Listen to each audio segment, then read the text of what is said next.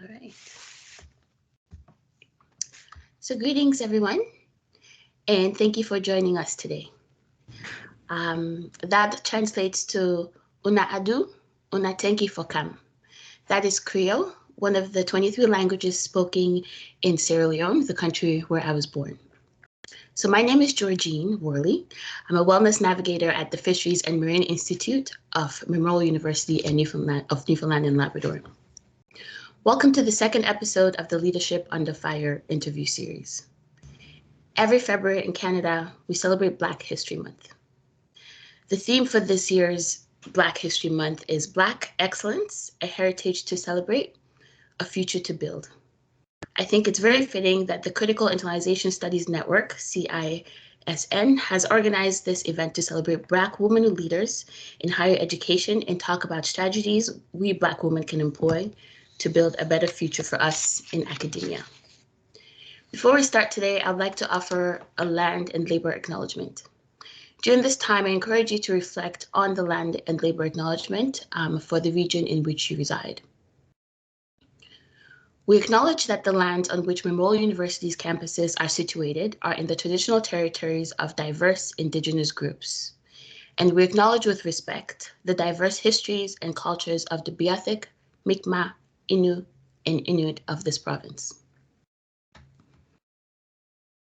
We graciously acknowledge the labor of enslaved Africans who suffered the horror of the transatlantic trafficking and unwillingly gave to the building of Canadian nation state and other global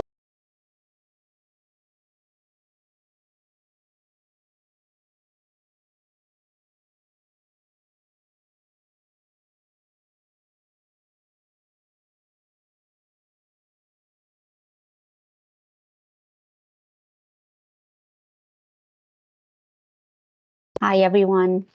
I'll just come on in and just say thank you so much. You know, there's nothing like a tech challenge to wake us up in the morning and to remind us of the possibilities that exist in living in a digital world. Perhaps as we wait for Georgine to come back, and we can't wait because I think she was in the middle of saying something incredible. I'm just going to take a moment to invite each and every one of us to really just ground ourselves. I don't think we take enough time in perhaps just taking a moment to pause. So I'm going to invite you wherever you might be. And of course, if you're in a car and you're driving, then please don't do this at all. Be safe. And just take a moment to just close your eyes if you feel safe enough to do so.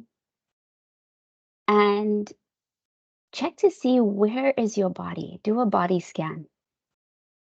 Do you feel any tension anywhere? Perhaps is your feet planted firmly on the ground? Or you just need to take a moment to just take a deep breath.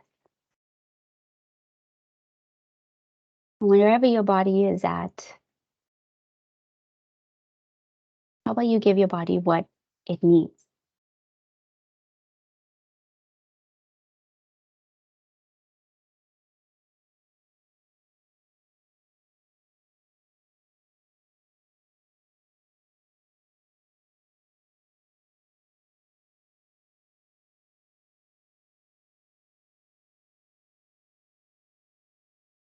And as you're doing that, perhaps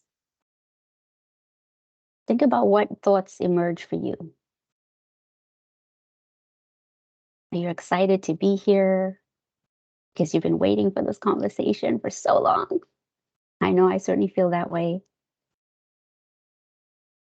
Or are you a bit hesitant because you're not sure what's going to come up?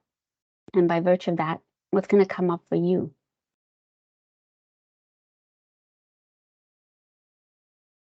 Or are you just neutral? Where the emotions perhaps are there, but they're not really present in any dominant way. And that's okay.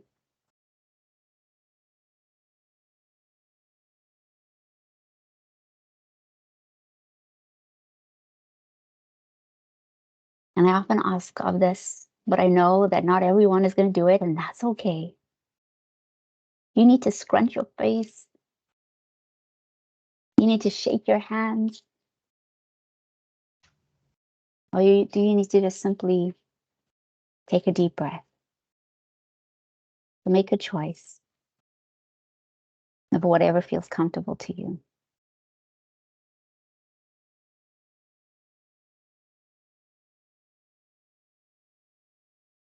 And when you're ready, feel free to join us by opening your eyes. And perhaps I'll say thank you. Thank you for taking that pause with us. And I'll now just check in if Georgine, if you're back. Yes, I am. Thank you so much for stepping in. I'm not exactly sure where I left off. Was it at the start of the land acknowledgement or the labor acknowledgement? It was at the start of the labor acknowledgement, but you know what? Feel free to start where you feel comfortable. Thank you. I appreciate it. All right. Thank you, everyone. So I'll go back to the start of the labor acknowledgement. So we graciously acknowledge the labor of enslaved Africans who suffered the horror of the transatlantic trafficking and unwillingly gave to the building of the Canadian nation state and other global economies, including the shipbuilding and cod industries here in Newfoundland and Labrador. We're indebted to their labor and their sacrifice, and we must acknowledge the tremors of that violence throughout the generations and the resultant impact that can still be felt and witnessed here today. We honor all those who made it through the Middle Passage and those that did not. So to organize this episode, CISN is collaborating with Memorial University's Internalization Development Week Organizing Committee and the Doctoral Seminars series of the Faculty of Education and Internalization of Student Affairs, a co-op of Caucus. In the Leadership Under Fire virtual interview series, CISN brings current and past leaders of international higher education to shed light on their experiences, good, bad, and somewhere in between.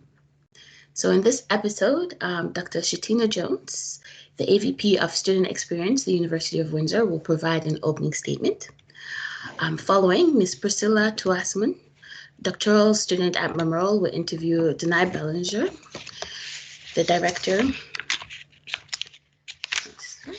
Director of Experiences of Mount Allison University, and Rohene Bouajram, Associate Director, IBPOC Initiatives at the University of British Columbia. Now I'd like to introduce you to our opening speaker. Dr. Shetina M. Jones currently serves as the University of Windsor's Associate Vice President of Student Experience. A seasoned professional, Dr. Jones has a myriad of professional experiences that directly affect student engagement and experience. Throughout her career, she has served as an Assistant Director, Senior Associate Director, and Dean of Students. In her various roles, she has direct oversight of Greek life, student housing, religious services, and the Office of Health and Wellness. Well known for her contributions to higher education, Dr. Jones has been recognized as a 2022 American College Personnel Association Diamond Honoree, the highest honor bestowed by the International Student Affairs Organization. Additional awards include 2017 Mary Hendricks Outstanding Staff Member of the Year and 2014 David D. Dickinson Outstanding Staff of the Year. Dr. Jones maintains active memberships with the American College Personnel Association, Educators International, Association for the Study of Higher Education, and National Association for Student Personnel Administrators. A point of pride for Dr. Jones is being a native of Detroit, Michigan. And leisurely, Dr. Jones enjoys giving back to her community, and she loves traveling and spending time with her family. Dr. Jones, the floor is yours. Good morning and good afternoon, wherever you may be. Thank you so much for that beautiful introduction. So today we are gathered to talk about the experiences of Black women in higher education. I've worked in higher education for about 16 years. And during this time, I've seen many comings and goings of professionals and deeper goings of Black women in this profession. There's always been something special about Black women. But that doesn't necessarily mean a good thing. So over the past few years, we've been called magic, but our magic has come at the expense of the erasure of our pain, our feelings, and has led to, in some cases, the dehumanization of us as magical beings, as if we don't feel anything. And it's important for us all to see Black women in every single thing that we do. So with 16 years of work experience, I can say that I have only worked in a few roles, which includes my current role, where I feel valued and not minimized. I don't get second guessed in my current role. And out of 16 years of experience, I can only say that's only been in like 3 work environments.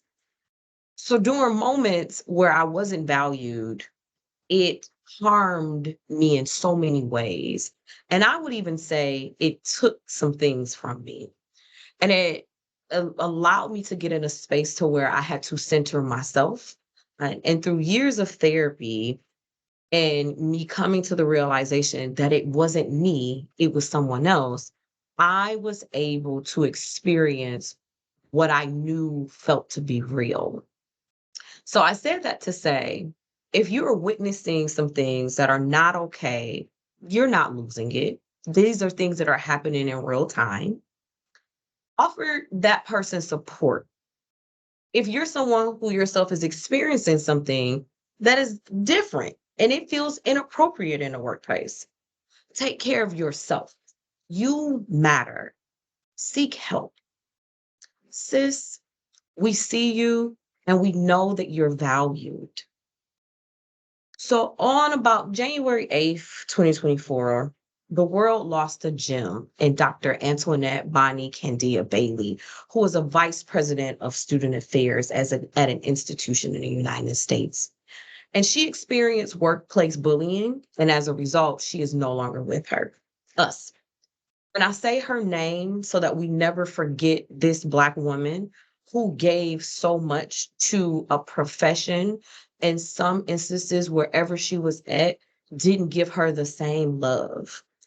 And it's really important for us to remember her and others who might secretly be having these battles themselves, but also for us to encourage one another and for us to say, not on my watch, not while I am in this space. If I am in a leadership role, it's important for me to see people. It is important for me to show people what is important in the workplace and show them how this place should be and not how it has always been.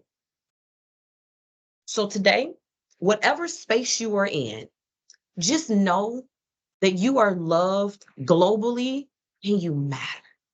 Continue to share your inner shine with us and know that whatever you do and wherever you are worthy of love, peace, and dignity.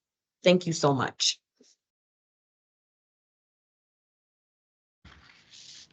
Thank you, Dr. Jones, for that wonderful message and for validating our experience as Black women in higher education. My biggest takeaway from that speech there is for us to take care of one another, especially when we have another Black woman in the room. I think this is a great segue. Before I hand over the mic for the long-awaited conversation with Danai and Rohene, I'd like to read a poem by Maya Angelou called Still I Rise. You may write me down in history with your bitter, twisted lies. You may tread me in the very dirt, but still, like dust, I rise. Does my sassiness upset you? Why are you beset with gloom? 'Cause I walk like I've got oil wells pumping in my living room. Just like moons and like suns, with the certainty of tides, just like hope springing high, still I rise. Does my haughtiness offend you? Don't you take it awful hard, 'cause I laugh like I've got gold mines digging in my own backyard. You may shoot me with your words, you may cut me with your eyes, You may kill me with your hatefulness, but still, like air, I rise. Does my sexiness upset you? Does it come as a surprise that I dance like I've got diamonds at the meeting of my thighs? Out of huts of history's shame, I rise. Up from a past that's rooted in pain, I rise. I am a black ocean leaping and wide, welling and swelling, I bear in the tide. Leaving behind nights of terror and fear, I rise, bringing the gifts that my ancestors gave. I am the dream and the hope of the slave. I rise, I rise, I rise. Thank you. Now I'd like to introduce the moderator of today's interview, Priscillia Tsuasam. Priscilla is a corporate governance professional with more than 10 years of work experience in several leadership positions. She holds a diploma in basic education, a bachelor of education in management, and a master's of business administration in corporate governance. Priscilla is currently a PhD student with the Faculty of Education here at Memorial University. Priscilla was the first female president of the National Union of Ghana Students, University of Cape Coast. She's also the founder and president of Youth in Focus Ghana, an organization of over 400 former student leaders and young professionals. Priscilla, the floor is yours. My sincere apology. I have to step in instead of Priscilla. Unfortunately, due to technical reasons, she was not able to attend. It breaks my heart because she did such a wonderful job of planning and organizing this event, but technology is as such thing. I would not be able to do half of the good work that Priscilla would have done. I am again very sorry for her and for all of you. But we will proceed with this conversation. My name is Arif Abu. I am an uninvited racialized queer settler in the ancestral homeland of Mi'kmaq and BIPOC. I'm a doctoral candidate in the Faculty of Education, as well as an international student advisor, immigration and inclusion, and also a very proud friend of Danai Bélanger and Rohene Bouajram, two of our wonderful speakers today.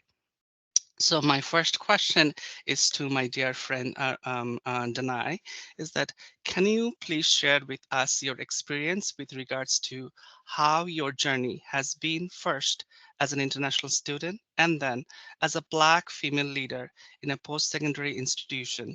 How did you make it to this role? Thank you so much, Arif, for that wonderful introduction, and Georgine and Dr. Jones for all of your words. So I always tell people that I'm here by accident. I hadn't intended to come to Canada to be an international student. I had my sights set on a completely different part of the world. But through the dedication, I guess, of Memorial University, who was the first university to respond to my application, I ended up in beautiful Newfoundland, Labrador, and I, arrived at the worst time in the middle of January. So I really had no introduction, no orientation, no understanding really of where I was going. But the one thing that I always talk about is that welcome that I received. And I think that really shaped my perspective, my goals, and the things that I wanted to do in my life, because I wanted to make other people feel that way. And so as an international student, I was very involved with just student groups and the Students' Union. I worked together with the Students' Union to develop the International Student Recognition Awards. I believe they're still running, I'm not sure. But that was a fantastic opportunity for me to really advocate to the university and the community the importance of recognizing the unique and incredible journey that newcomers and international students specifically have in being able to study in this country. That led to many other wonderful opportunities In my second year of university, I was fortunate enough to get a job in the International Student Advising Office, as it was called at that time. And that's really where my formal training and education began, because I was able to work with many wonderful, higher educational professionals who have continued to be super supportive and just a wonderful influence in my life. And then, that led to a career as an international student advisor. So I've been fortunate that I have worked in, 4 of Canada's provinces and institutions of various sizes and types. I've worked in the college system. I've worked in the university system with small and large institutions. And I've really just soaked in that experience. And I feel like it's been such a privilege to help students come to this country to study and further their lives, and to also see just the amazing potential that an education can have on not just a student, but the people who are around them to support them.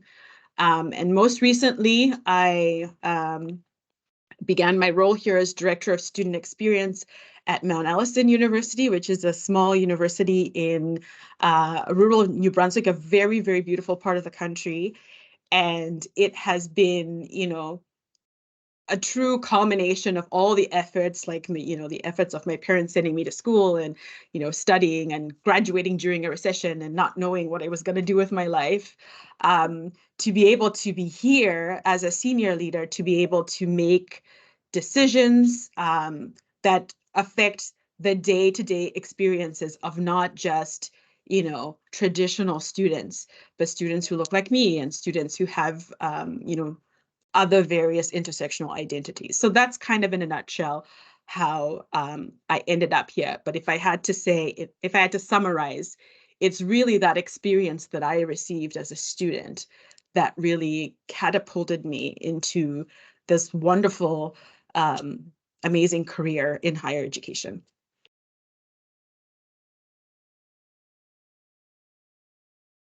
Thank you, Danai. But I think we have been able to get Priscillia in. Priscillia, can you hear us? Can you turn on your camera?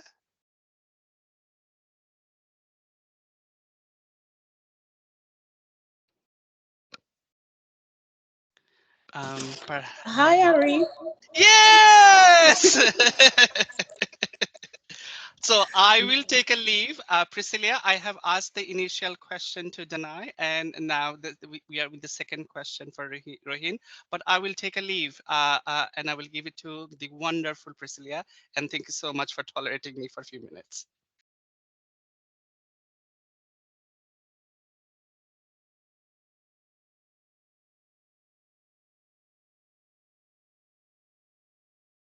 How about I jump in while Priscilla, you can have a chance to sort of ground yourself and situate yourself, and I'm happy to maybe jump in and share a little bit about my journey, which was the second question.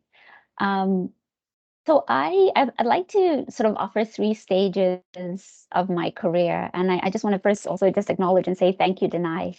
I've known you for a while, and there's still many things that we don't know about each other, and so I always appreciate this question that is an openness to really getting to know individuals who we just deeply admire, and that for me that is you. So thank you for sharing.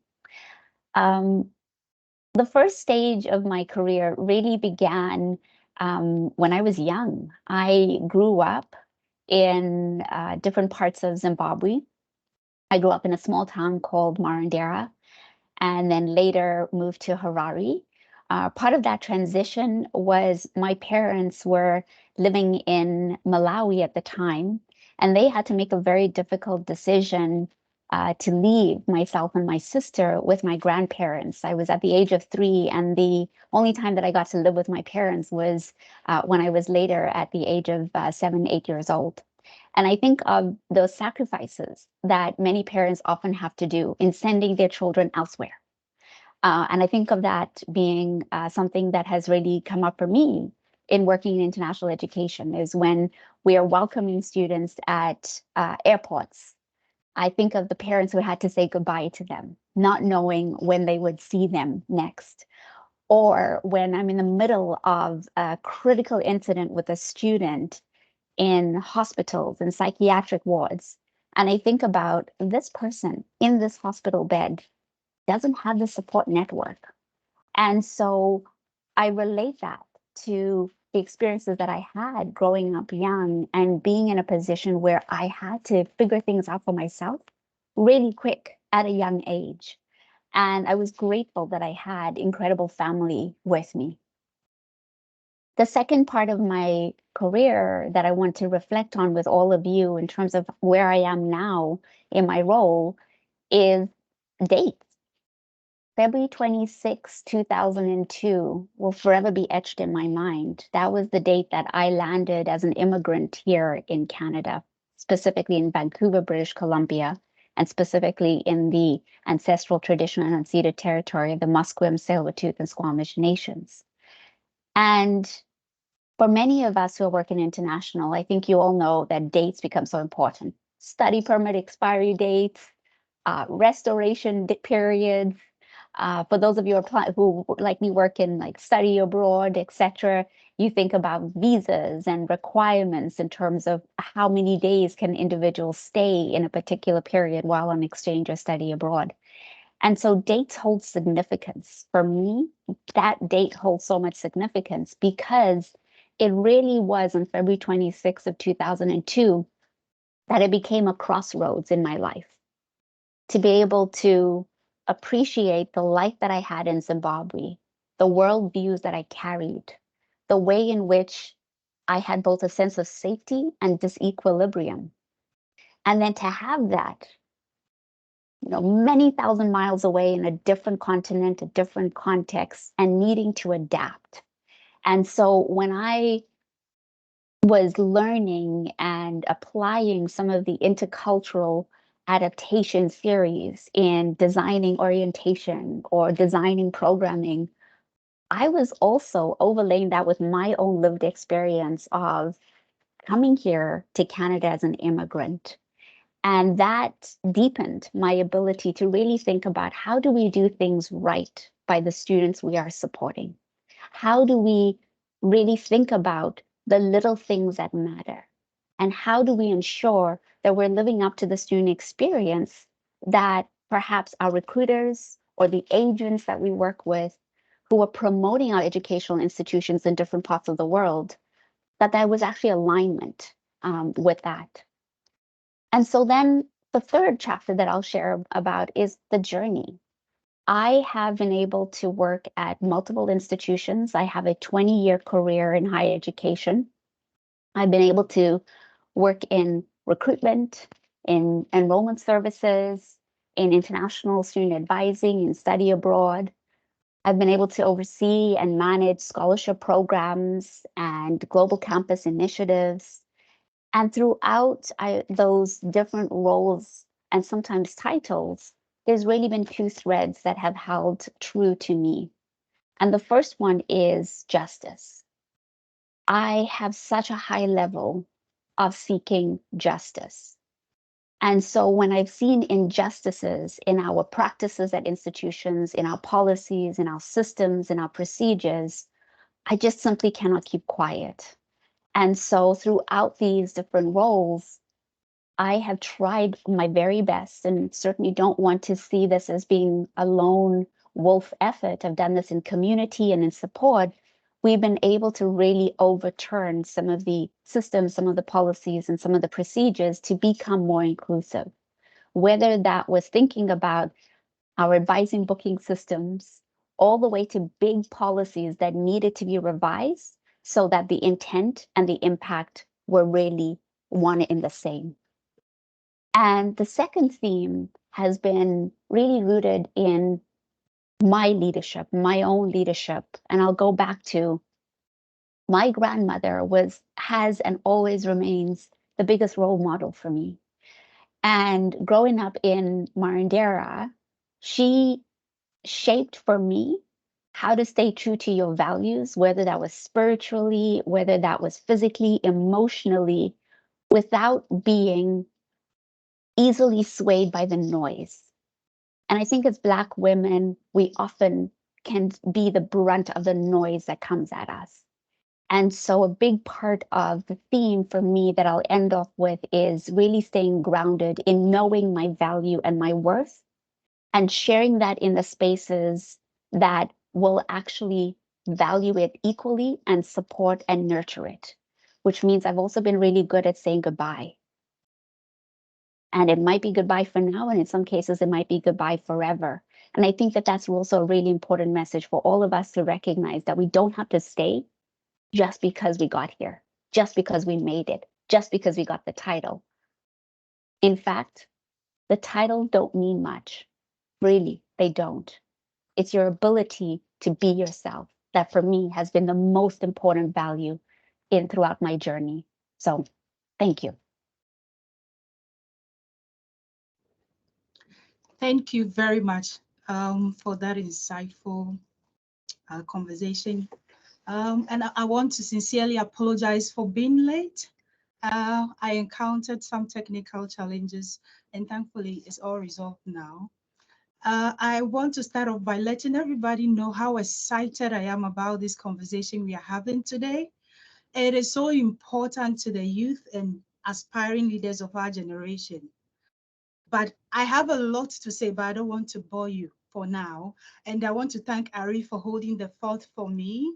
We'll zoom straight into the third question. And I know that as we move along, I'll have opportunity to chip in a little bit of what I have to say as well. Thank you very much.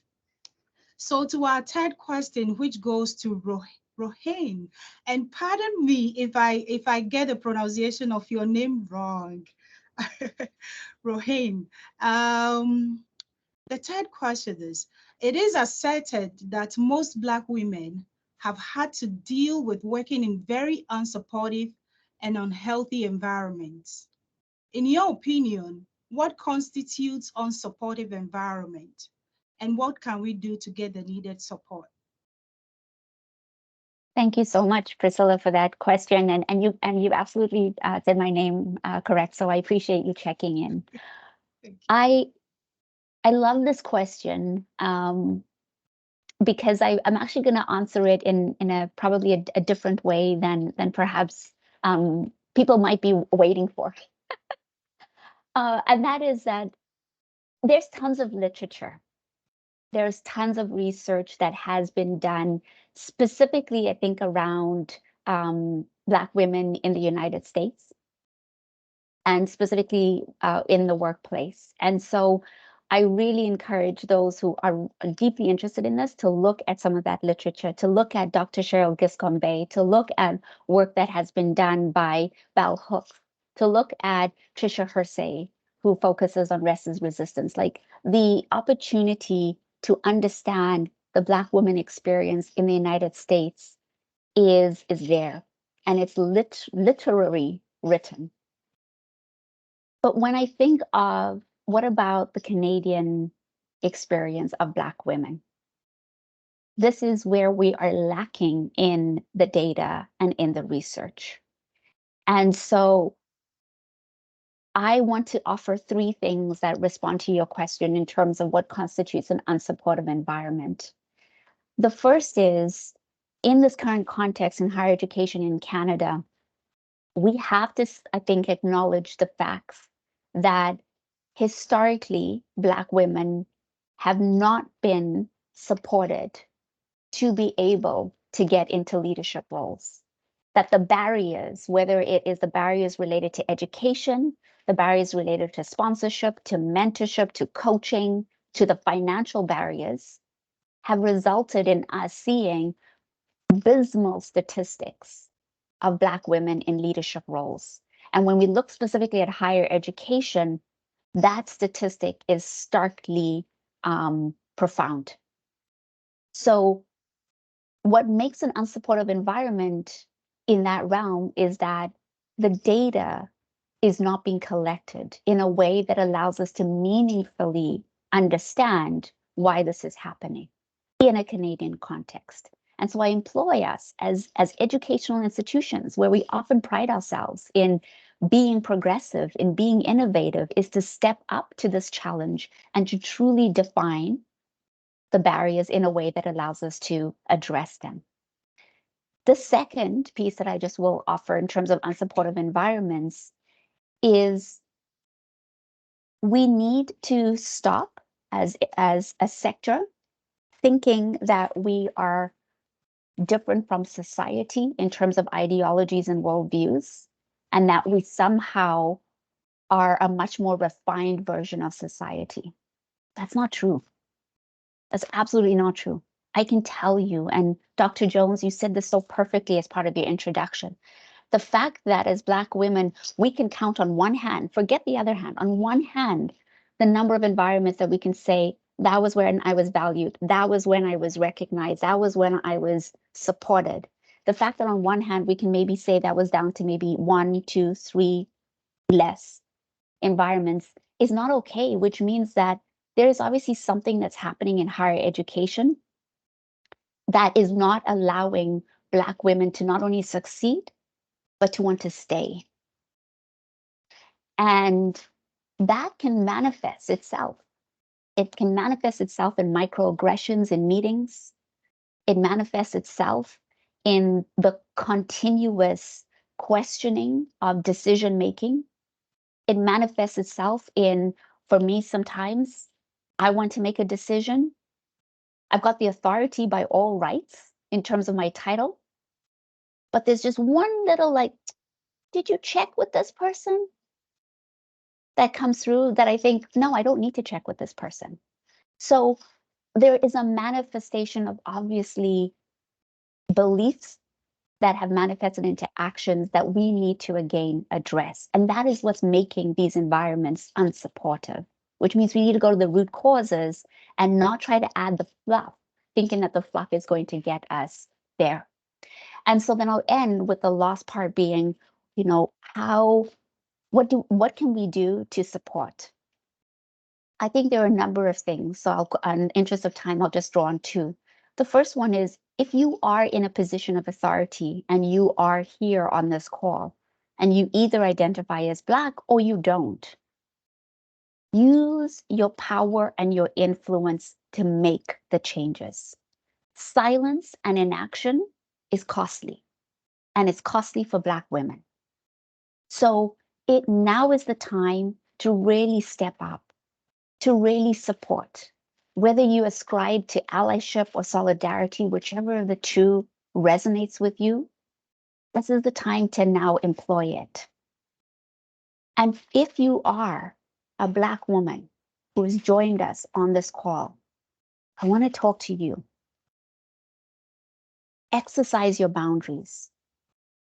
I think right now, environments are shifting, but they're not shifting nearly enough for us to be able to say that for many of us, we're working at an institution that is as progressive as it believes it is in terms of its commitment. So boundary setting is really important for us. And here's the truth. Answering that email on a Saturday or Sunday, don't do it. Being in the middle of a family dinner or a family gathering and your phone rings, don't answer it. And I know that some of you are going to say, that's not going to happen. But it does need to happen. We need to set better boundaries because whilst environments are progressing and shifting, we need to then do the same as well. And for me, the biggest part of that is really drawing a line between what is possible, what is needed, and what is not urgent and what is not important. And so I'll end on that. Thank you very much, Rohene. As she rightly said, this is a call for us to get a lot of information out there. It is a call for us to bring out a lot of data on our experiences and what is going on around Black female leaders. So it is a call for you, the youth, a call for whoever is in research to go out there and research, come up with a lot of things that write about Black women Black women leaders write about the experiences of students in internationalization and put the data out there, and the data itself will speak for us. So I will move next to Danai. I hope I got that right. And that is our next question, question number 4. It says, adequate mentoring, capacity building, personal development, among many others, are prerequisites for effective leadership. In your opinion, Danai, are resources and opportunities made available to women, and by extension, Black women in higher education, to prepare them for these leadership roles? Thank you for that question. I think that mentorship has always played an important role in my career, but I think the most important thing for me has been allyship. Having somebody who could be a good ally, who was doing and saying the right things when I wasn't in the room and was advocating, for me to be the best version of me that I could be. And, being in higher education in Canada as a Black woman is a very lonely, it's a lonely space. There's not a lot of us out here. And so it's very hard to find somebody who has had the same trajectory as you've had, or who's in kind of the same situation. But I've been fortunate throughout my career that I've been able to rely on my allies. People who were able to say, this is not right, this is what we need to do, or this person is struggling, they need the following resources and supports, because that has shaped my leadership style. I want to be the type of leader that is able to advocate in, behind closed doors and say, this is what we need. And a lot of the work that I currently do in my position right now is very much that. It's looking at doing an environmental scan of processes and policies and saying, this is not going to work for this particular group of people. I think that there also needs to be an emphasis on opportunity. And Rohene talked about giving people that opportunity to to be able to be the best that they can be. And that can only sometimes be done through allyship. People who see the potential in you. There's that saying that men get hired on potential all the time, but women are hired based on their experience. And, it's very challenging to get experience if nobody gives you an opportunity. And so I think that is also key. And it's your allies, people who see that in you and who have a seat at the table and can say, we need to change. We need to create a culture where we are looking at things differently. I know that there is not a lot of education in the higher ed space. I wrote down in my notes, education on education, like education on how we are supposed to support our Black female leaders in the academy. And I think a lot of that has to do with the systems that exist already in academic spaces. They're not really geared for, people who have experiences like Black women do. I have found, even through my own research and just anecdotally, that although things are changing, a lot of those changes are geared at mostly white women and Black men, and not necessarily Black women and the unique challenges that Black women face in positions of power. So I think, just to summarize, I think mentorship is important. I think it's good to be able to see somebody. I've reached out to Rohene so many times, and even my dear friend Arif, I've reached out to him so many times as well. But I think allyship is the key. If you are in an environment right now where you are like me, you're the only black leader on campus, and you don't really have another person who's going through the same things as you, what I have found has helped me is finding those people who are able to advocate on my behalf so that I can get the things that I need. And in extension, or by extension, offer those things to other people.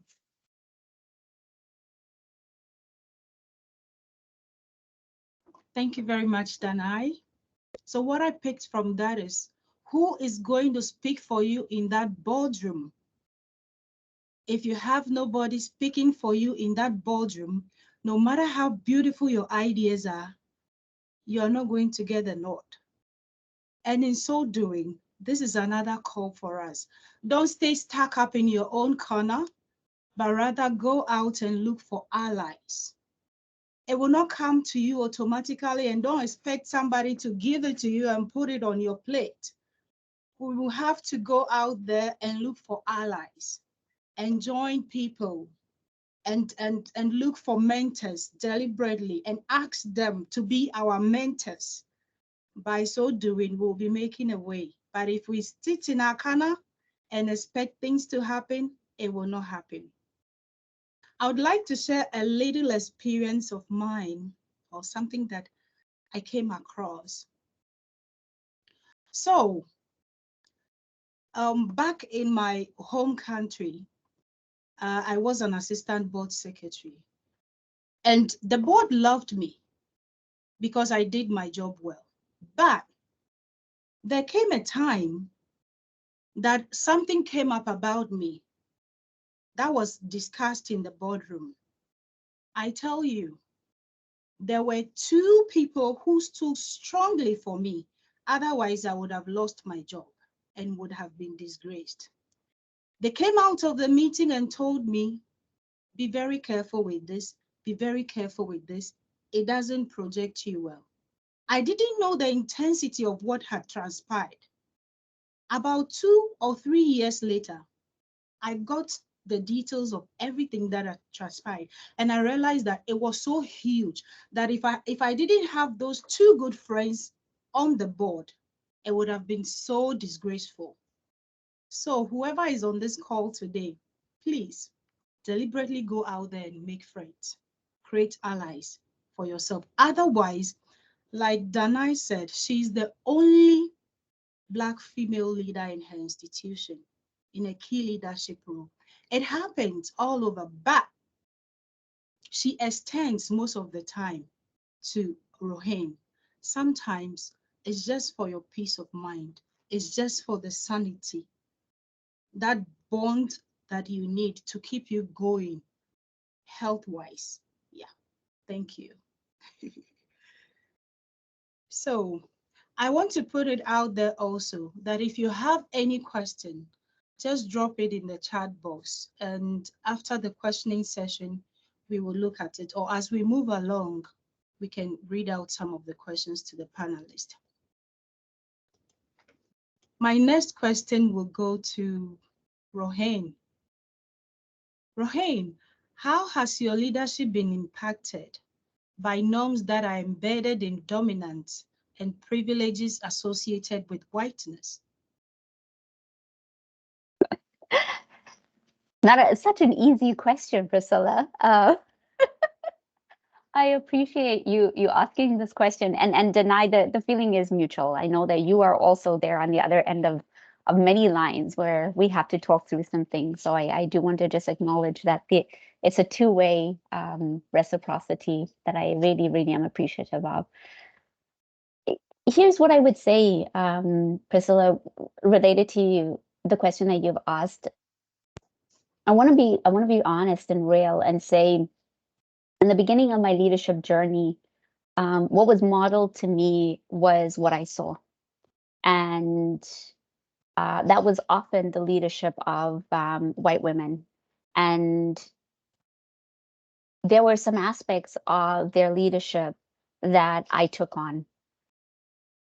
And it wasn't until I would say really my third role, being in leadership, that I started to realize that what was sitting within me in terms of the leadership that I had kind of taken on, that it wasn't actually jiving. So I'll give you an example.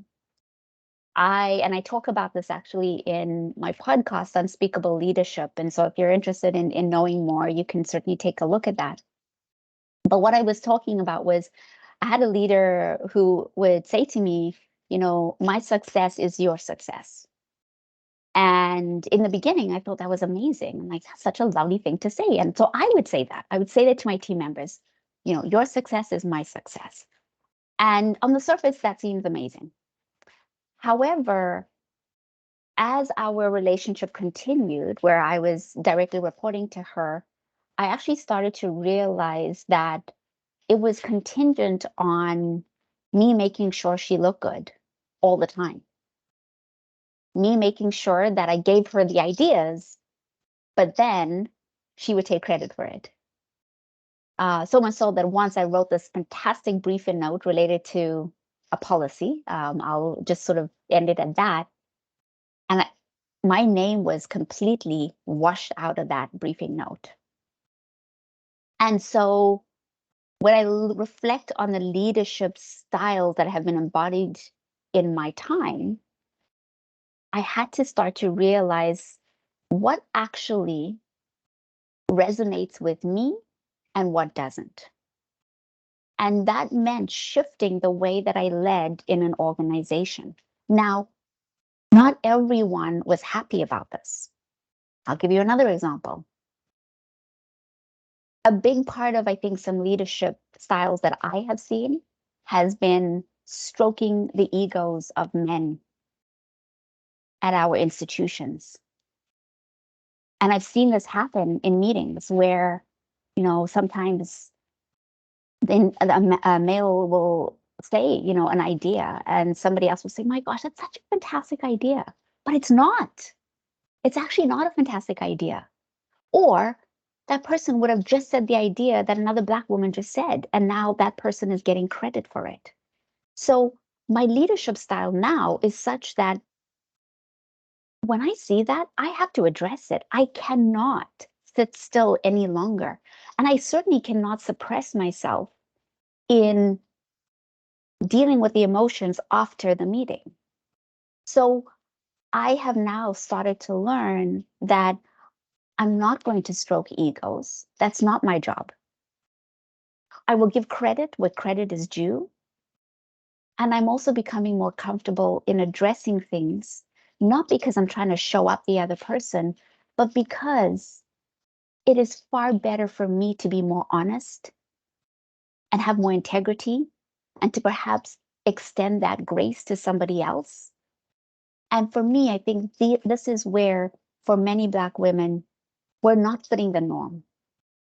We're not fitting the dominant view of this is what leadership is. When you look at the statistics of who has been historically in some institutions for hundreds of years been the leader. And if people are so used to that type of leadership style, when you bring it as a Black woman, it gets defined as so out there.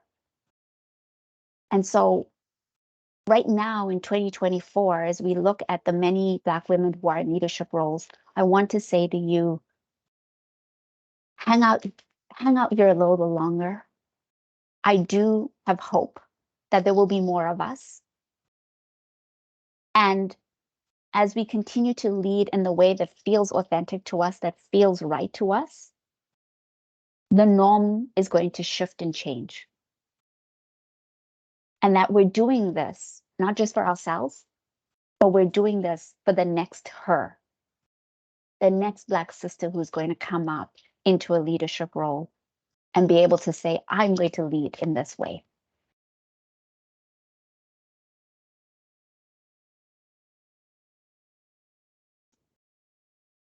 Thank you, Danai. Hey, sorry, Rohene.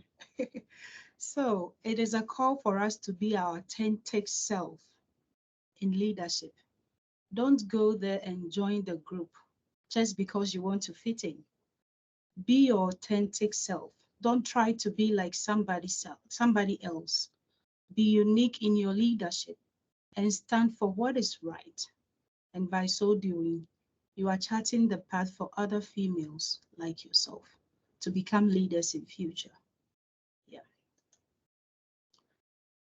So I will move on to the next question, and that will be for Danai.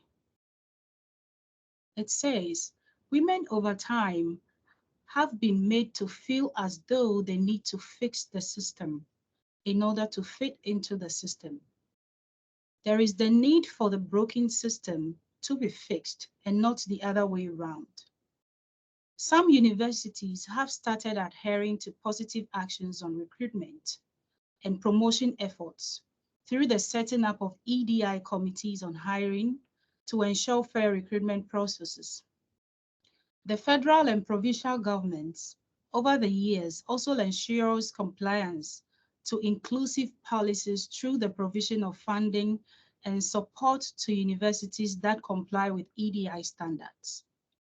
In what ways can we fix the system in what other ways can we fix the system instead of trying to fix women?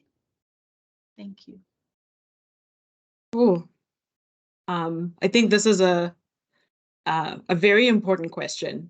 I know from my conversations with many Black women, you know, that expectation of fitting into a mold, fitting into a system is instilled at a very young age. Like in my culture, you know, there's a saying that Black women are the backbone, you know, the woman is the backbone of the family, she's the backbone of society. And with that comes the burden of that society. And I think because we live in a place where, or in a time rather, where, you know, whiteness is accommodated, the whiteness is accommodating of failure or, you know, permissive of failure, whereas Blackness is, it's almost like an expectation of perfection, that stress and that strain that we have to fit into that mold, you know, I think it pervades a lot of the work that we do. And I want to echo what Rohene said about, you know, the examples that we've had growing up that have defined the way that we lead, the way that we nurture, the things that we do in the workplace are very much rooted from whiteness. I look at my own, you know, my own career path, going to a Catholic Anglican school and making sure that I'm, you know, writing a British exam and that I'm taking, you know, things like Latin, things that an African girl probably would never even really need. And then going to university and understanding that getting that university education is going to lead to this amazing, wonderful career. These are all things that are rooted in one way of life that don't take into account that the people who are funneling into that system are coming from a very, very different point, a very different perspective. And so one of the things that I am, you know, trying to do is looking at culture. You know, higher education, universities, colleges, they're all very colonial, very traditional, very white spaces. And in order for us to get to a point where we can advance those EDI objectives and get more Black women and other people of color in those positions, we need to change the culture. But the problem is, for a lot of Black women, you feel like you're coming to work to be an activist and not necessarily to be just an employee. So there's like a dual burden in that sense, that you are trying to advance the institution forward while also doing your job, but then facing the barriers and the burden of doing that, because it's, you know, it's just not easy. I think that institutions really need to be actively conscious about everything that they do to advance any sort of EDI policies. And that doesn't just mean hiring more people, like filling people into, you know, positions until we have a rainbow institution of people of different experiences, but it's also setting those people up for success.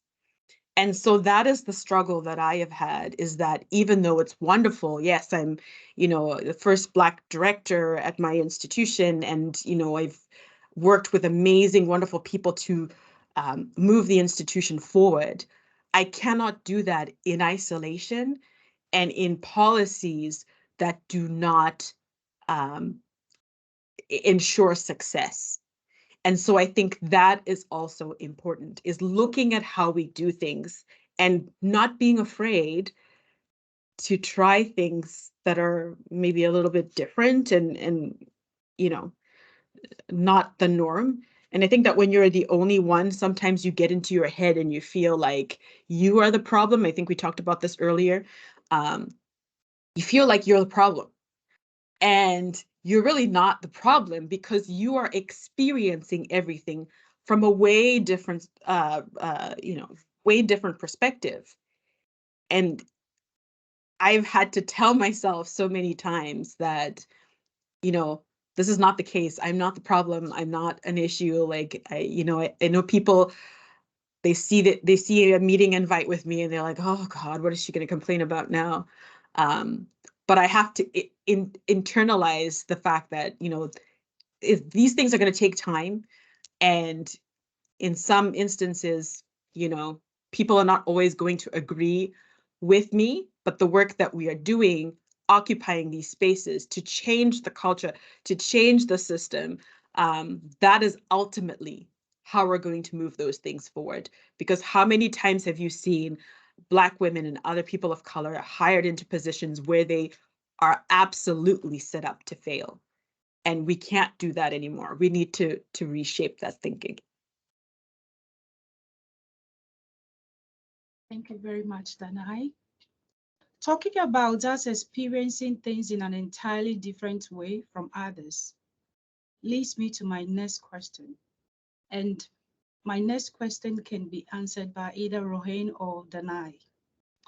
And it goes, although there is executive level advocacy in post-secondary institutions, there are issues with diversity. And according to Ahmed, many institutions have institutionalized diversity, using that as evidence that institutions do not have a problem with racism, whilst in reality, the problem persists. Scholars have warned that these problems have the potential of tokenism, whereby chief diversity officers and similar positions may be seen as the face of diversity, but lack formidable authority and support to create real and lasting change. What is your take on it, Rohene and Danai?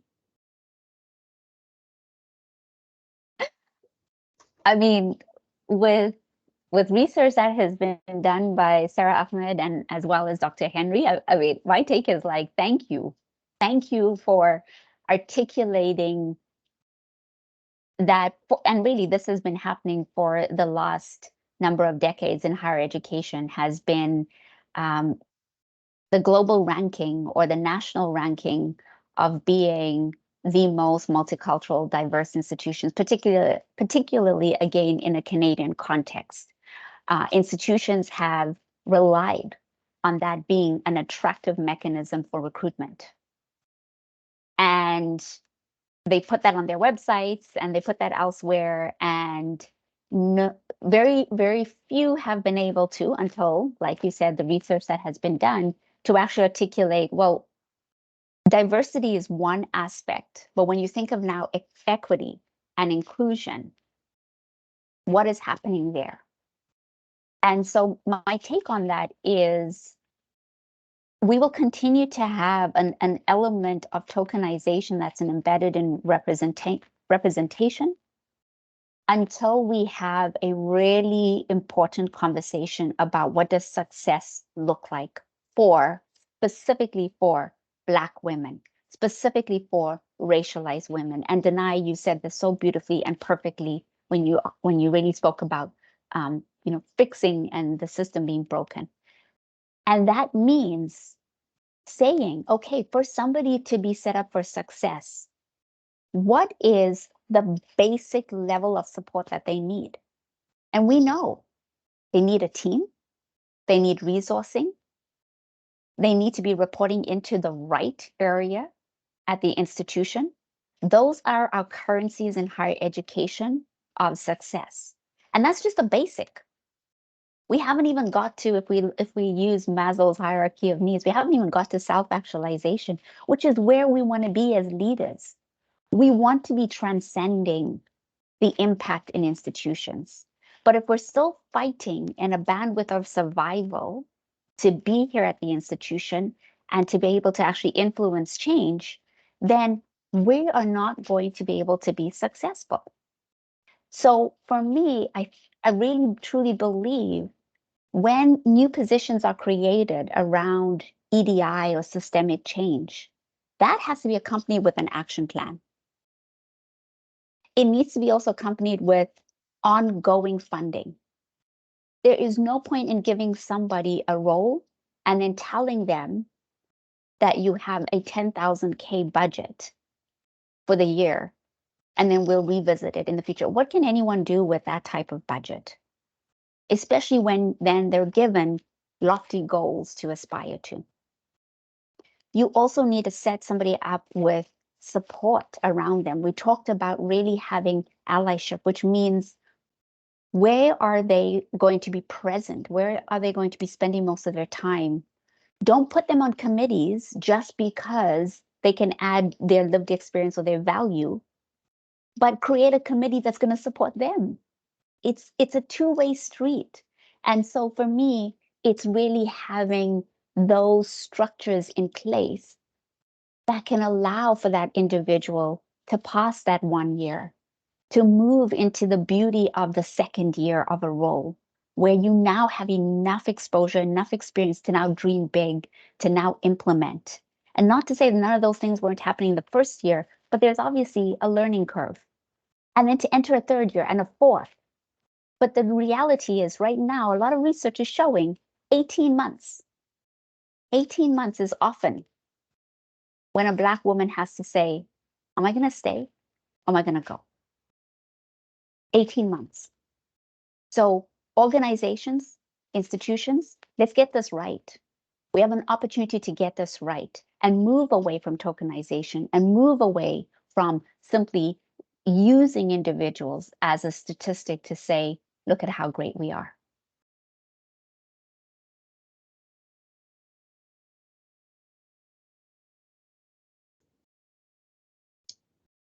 And that is Rohene. Danai, do you have anything to say about this? Again, Rohene's way more eloquent than I could ever be. Like I think she summed it up amazingly.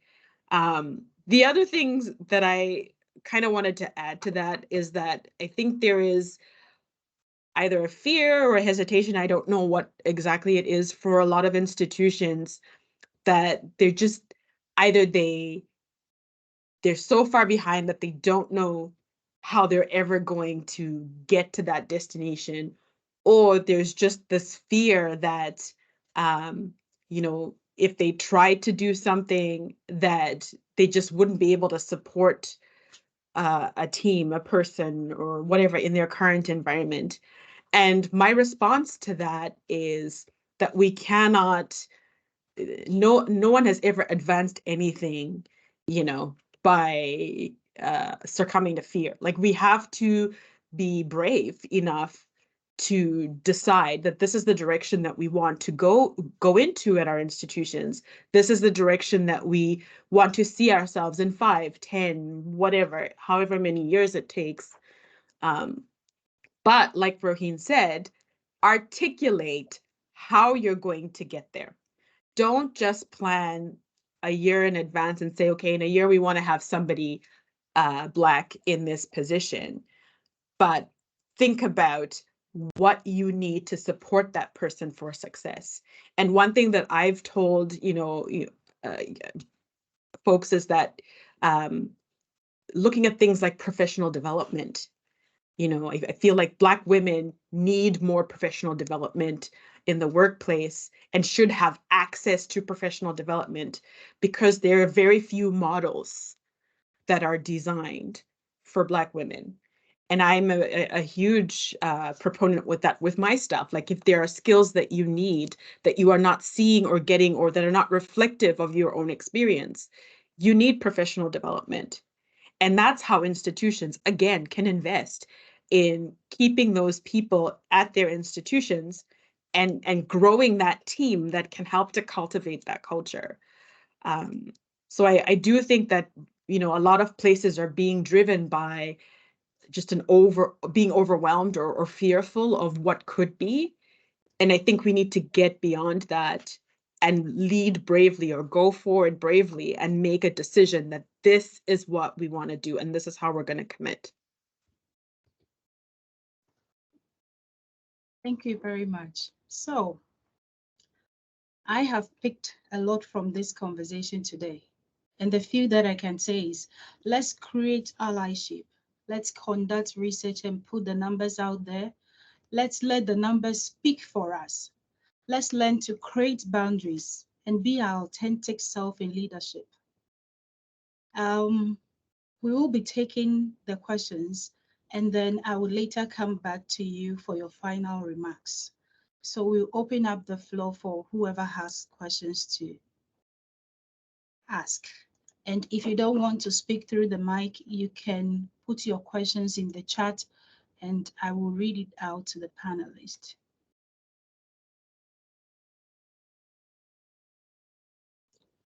If you want to ask a question, just put up your hand and then I will call you out.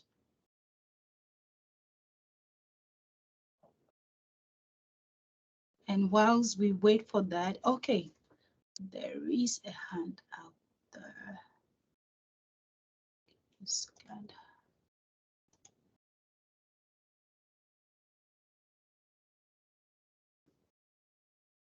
Okay, I'll first of all put out a question from the chat box. Someone is asking, in terms of support, we somehow forget the lack of support from home, especially from our spouses, especially from spouses of successful Black women leaders, many of whom carry the cultural baggage or inferiority complex of thinking that their successful spouses are threats to their authority at home. How do we navigate this type of domestic obstacle? And any of you could take that, please.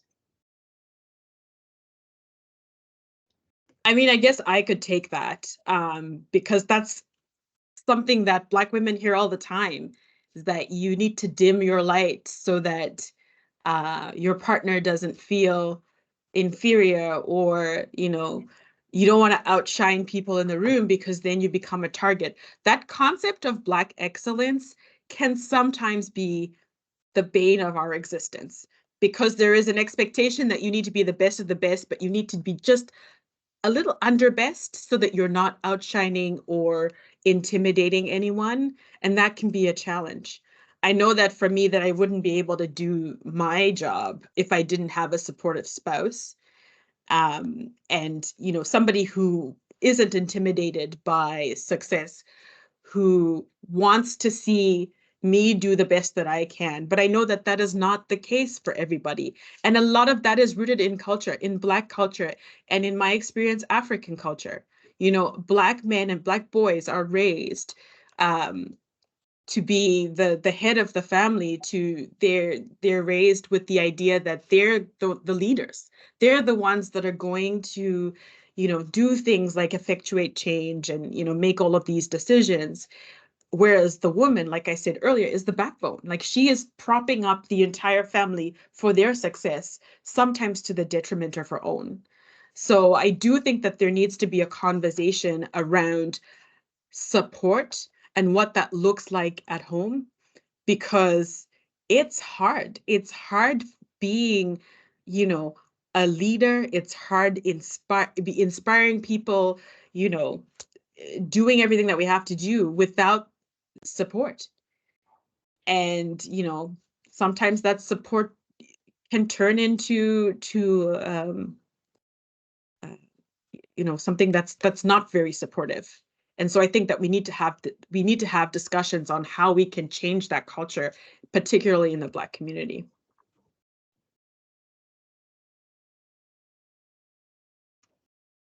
Okay, so I can see a hand up Hall, you can go ahead.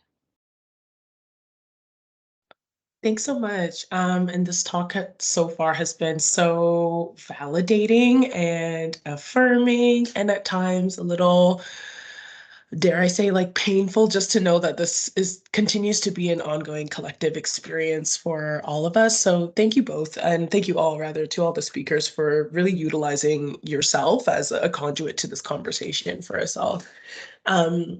My question is, I guess in part with what I just said, it would be around what are the self-preservation or even systemic kind of preservation techniques, advocacies, or practices that you folks have engaged in to maintain not only your own mental health, but your positionalities or legitimacies within higher education. That comment around the 18-month mark resonated very deeply. You know, I would say with myself, and I'm sure with others, where you're continuously grappling with how long do I need to endure or preserve myself in this space? Am I being pushed out? Do I allow that to happen? And so on and so forth. So just wondering from your own experiences, how you make sense, I suppose, of that, and preserve yourself in these systems that maybe don't always want us there. I can certainly respond, and thank you so much, Arhol, for your question and for definitely also adding a lot of value in terms of your experience. And I'm sure, Danai, you'll have some thoughts as well to share. For me, it's two things. One has been therapy. Like, I have an incredible therapist, and she's a Black woman. And so we have the most heart-to-heart conversations that begin at such a different starting point and such a different level of understanding and threshold of belief. Like, I don't have to persuade her to get what I'm saying. And at the same time, when I sometimes tell her some things, she's like, what? No, they didn't do that. And I'm like, yes. And just that validation of no, they didn't do that makes me feel empowered to know that what I just saw, what I just experienced, what happened. And I think particularly for Black women, and by extension, this is probably also fruitful and helpful for other women of color, is to have a source that validates you. And that could be a therapist, that could be family, that could be a spouse, that could be a common law partner, that could be your friends, right? So to really create that system of support is really crucial. That's one strategy. The second strategy for me has been really trying to, and I come back to the boundary piece, and I know that some of you might be like, okay, there she goes again, but it really is so important for me. I have burned out twice in my 20-year career. And and any of those points, I didn't do the things that my doctor said I should be doing. And so here's something that I've had to learn about boundaries is there are some times when I'm seeing so many fires, which is, I think, so applicable given that the term of our talk is leadership under fire. There are so many fires, and I am somebody who is very comfortable. I'm very comfortable with conflict. I'm very comfortable with fires. And I will run to that fire to extinguish it and to fix it. I've had to learn that not every fire is my fire to be able to resolve. And that means keeping my mouth shut, even though I'm sitting on my hands and I'm like, but exercising some of those boundaries, and there's many other things that I can share, is really important, because if you push and push and push yourself, you will push yourself over the edge. And I really say this with the pain that it feels, and also with the call to action that we don't have to do that. We shouldn't have to do that. And so if you see another woman, if you see another sister who's doing that, please invite them to step back. Please remind them of the beauty that is within them that organization doesn't deserve to extinguish. I wanted to add to that too. First of all, I don't have the answer to this. I'm still learning. But I think that one of the things that I would say is that you need to find joy outside of your work. Your work does not define who you are as a person. You may be a very different person at work, and for a lot of Black women, that is entirely the case. I'm also a very extroverted person working in an office full of introverted people, so it's very difficult for me. But I got this advice very early on in my career that your job does not define who you are as a person. And I think a lot of the times, we see ourselves as what we do, not who we actually are. So creating that kind of separation. I think it's an Ashanti saying that says that you're not required to set yourself on fire to keep other people warm. You don't have to burn out just to be a team player. You don't have to be a team player all the time. You can choose to be selfish.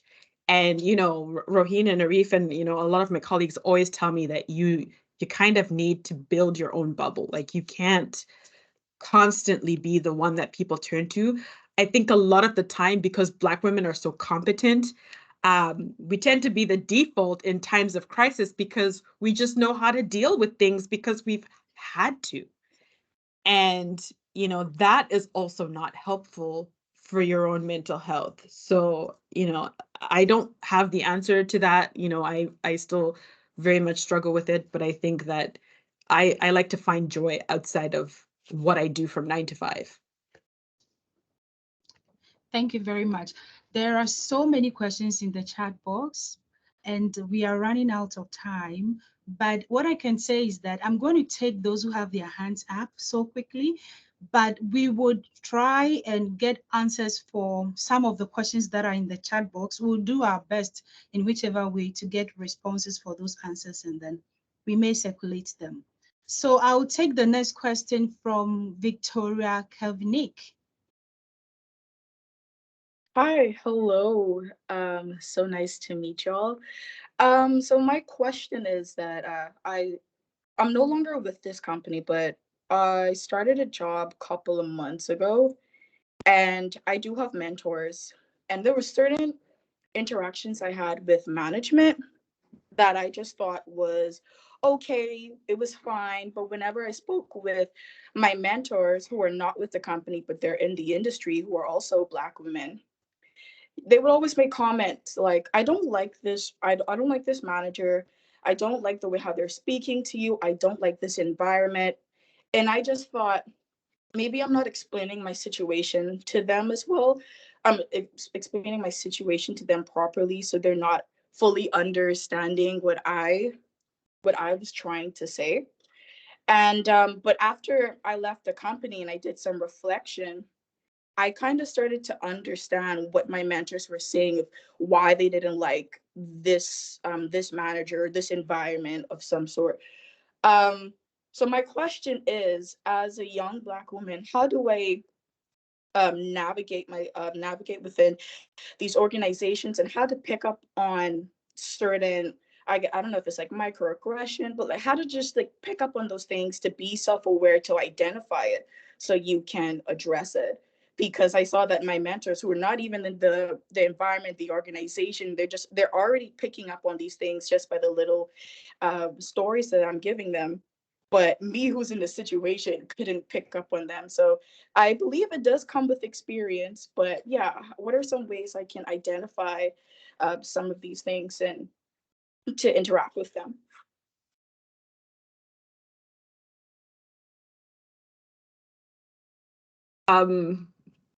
Thank you so much for your question. I think that, even a lot of times in my career, I've always like in the moment, I'll say to myself, something about this is weird, or just it doesn't sit well with me.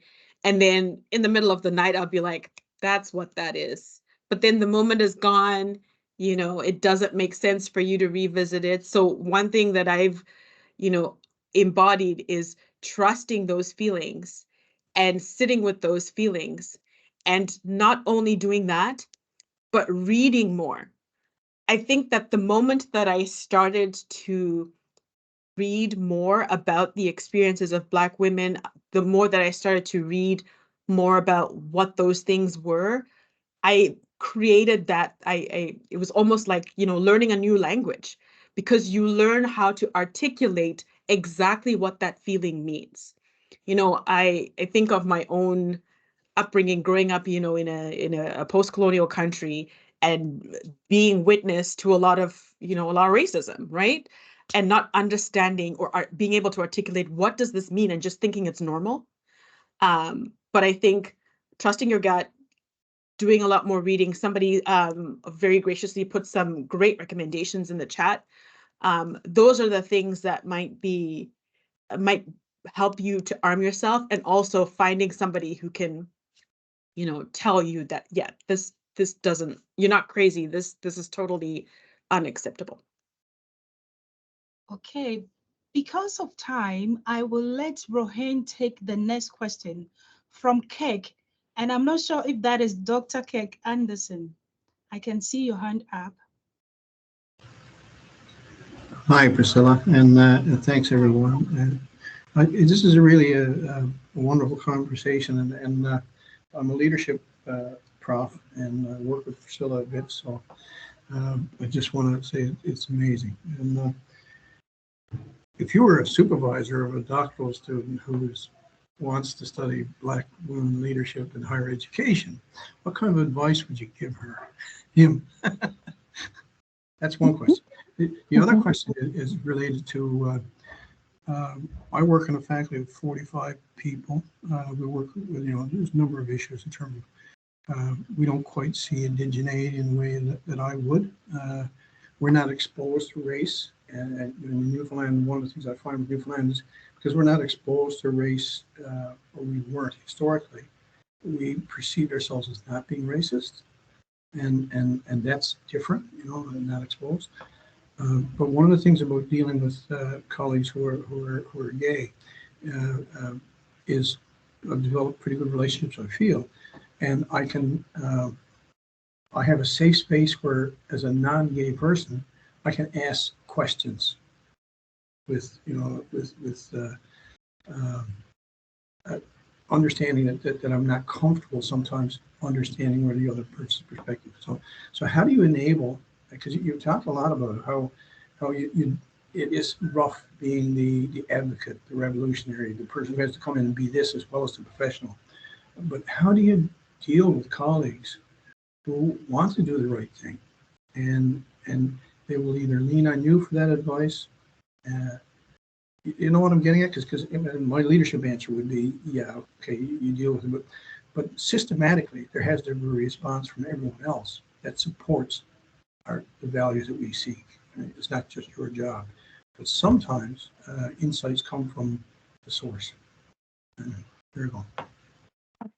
Thank you. Thank you so much, Kirk, for that, for those two really critical questions. And I'll try my best to give a healthy response, recognizing that the time is never on our side. The first question, you know, how do you support a doctoral student who is, you know, engaging in work that is so important and critical around race?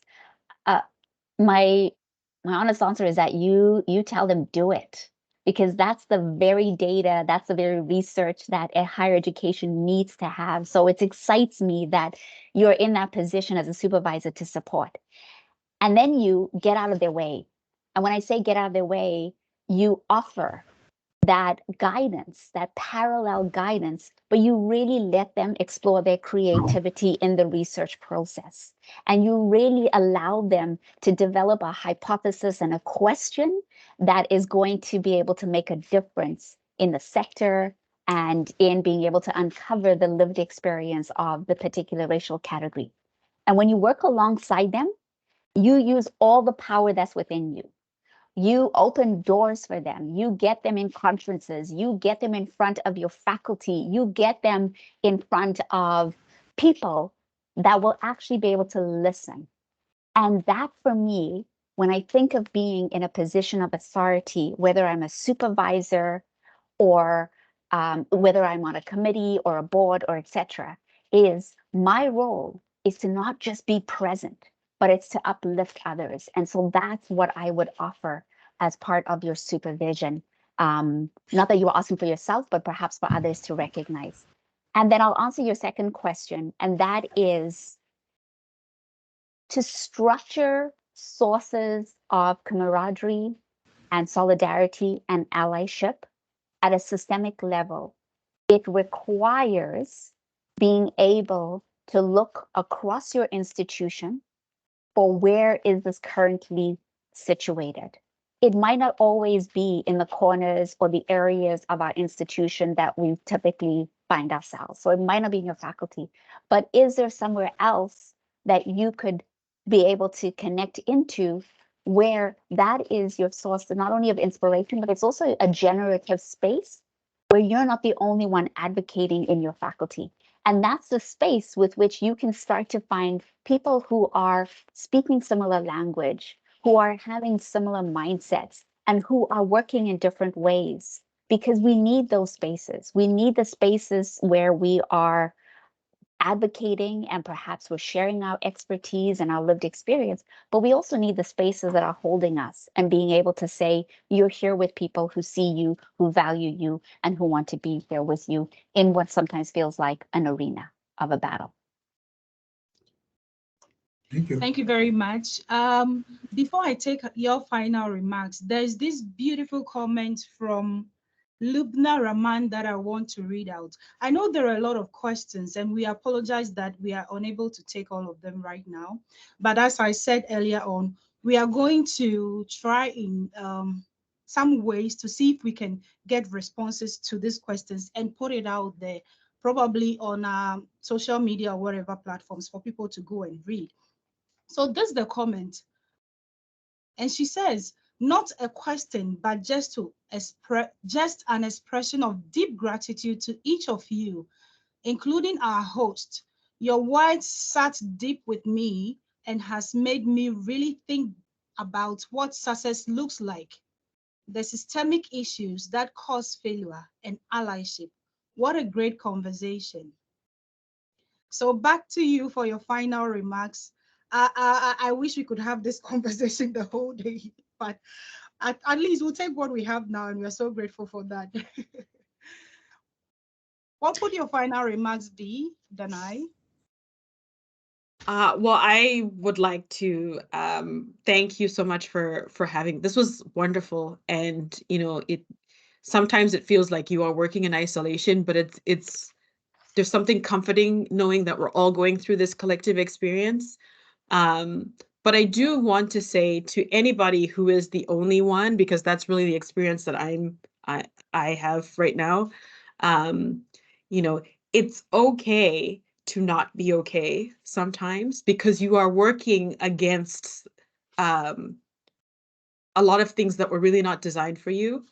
But the best advice that I can give is to reach out to somebody who you trust, somebody that you respect. If it's difficult to find, another Black woman, well, now so many more. Like, yeah, I'm happy for anybody to reach out to me, but to also find an ally, somebody who can hold your hand, but also help to fight for that change. I think we are all in this work because we love it and we want to be here to help students and we want to do this work. But this is not something that you can do in isolation. You need that support. So I want to put that out there. And I, again, want to extend my sincere thank you and gratitude for being on this panel. Rohene, your final thoughts? Yeah, absolutely. I want to first acknowledge a huge thank you to CISN and Memorial University for really curating and carving such an intentional space to bring us together. Many thanks, Priscilla, for the incredible moderation. I know Arif and you were sort of jumped in, and Georgine for really setting up us up with such an intentional space in the beginning, as well as, of course, Dr. Jones. And Danai, thank you. Thank you, my sister. We can only become ourselves and feel comfortable when we're in the company of people who are going to create that space for us. So I just want to say thank you. And I'll end with this for everyone. in addition to my gratitude for you taking time this morning for yourself to be here, is that you also are gentle with yourself. Each and every one of us, we're unlearning equally as much as we are learning, and rewiring perhaps neural pathways and different ways in which we're trying to be in this world in a different way, whether we are white, whether we are Black, whether we're Indigenous, whether we're racialized, whether we hold other intersecting identities. And so I hope that we can be kind to ourselves in understanding that who we were 2 years ago, who we were yesterday, and who we are today, we're probably changing into different people. That doesn't take away the accountability we must hold for ourselves, but it does also perhaps give us an opportunity for us to say, I didn't know better then. And I know, Georgine, you started us off with such incredible words from Maya Angelou, and to really also for us to remember that we are beings and we can change. And now that we know better, we can do better. So thank you. Thank you very much, everyone. I would say that for me, it has been an honor to have been given the opportunity to moderate this session and talk to female leaders, Black female leaders like you two. I am so happy, and be so rest assured that I will be contacting you from this session. I will straight out hand over to Georgina to take over for the closing remarks. All right. Thank you, Priscilla. And thank you, Rohene and Danai, for taking the time today to share your experiences with us. I know it's not easy to share your difficult experiences on this platform, but I want you to know that as a Black woman working in higher education, this session has been exactly what I needed. It's been food for my soul. And I know that your words have reached out to a lot more people out there as well. So thank you. We appreciate you, and we appreciate you being vulnerable and giving us a little window into your experience. I know there's so much more that we can talk about. So in closing, I'll just like to thank everyone for joining us. And if you have any ideas about a next episode or would like to organize an episode with us, please reach out to CISN, Assistant Editor and Creator of Leadership Under Fire Seminar Series, and that is Arif Abu, and you can reach him at aabu@mun.ca. Thank you, everyone, and I hope you have you take a moment this afternoon to reflect on this session and to take care of yourselves. Thank you and take care. Bye-bye.